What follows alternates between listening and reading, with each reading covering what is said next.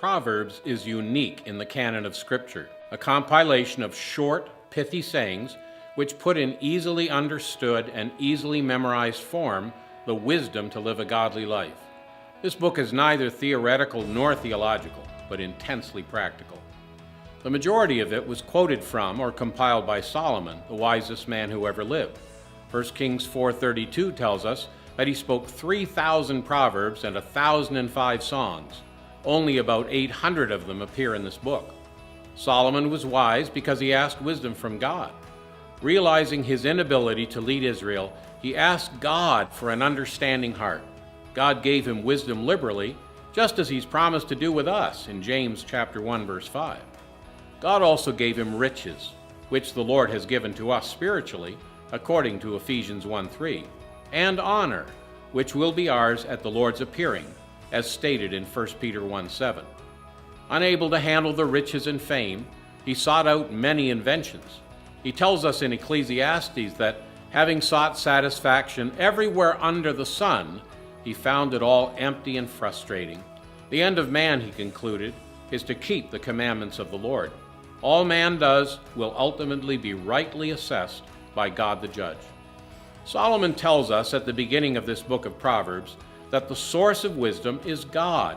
To know God is the foundation of knowledge and wisdom. Solomon also tells us the way to get wisdom is to search for it as hidden treasure. Wisdom is worth having over anything else, he says. This wisdom could be defined as the ability to act properly in real-life situations. This is one of the few commodities that can be passed along from one generation to another. So the son is to listen to the parents when they pass on the wisdom of their life experience. The book covers the whole range of life situations. In the first 9 chapters, Solomon is addressing his son. He begins by telling him that accepting instruction is an evidence of being wise. This should encourage us when we're rebuked. Solomon then speaks specifically, first about the influence of the friends we choose, and then many situations that we face in life. He touches on sexual purity, financial integrity, kindness to neighbors, and proper work ethic. From chapters 10 to 24, there seems to be a minimal amount of connection. Proverbs are sentence sermons, like a bird with 2 wings having 2 comparable or contrasting thoughts. Notice the 2 basic kinds of statements. One is called antithetic parallelism, where a pair of opposite principles are contrasted. An example is found in chapter 10, verse 12. Hatred stirs up strife, but love covers all sins. The other type is called synonymous parallelism, where identical or similar principles are paired. One of the most famous proverbs of this type is in chapter 16, verse 18. Pride goes before destruction, and a haughty spirit before a fall. Proverbs 25 to 29 give a collection of proverbs attributed to Solomon, but collected by the men of King Hezekiah and added to the book at a later date.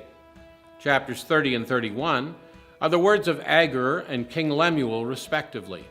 They are unidentified outside of these 2 passages of Scripture.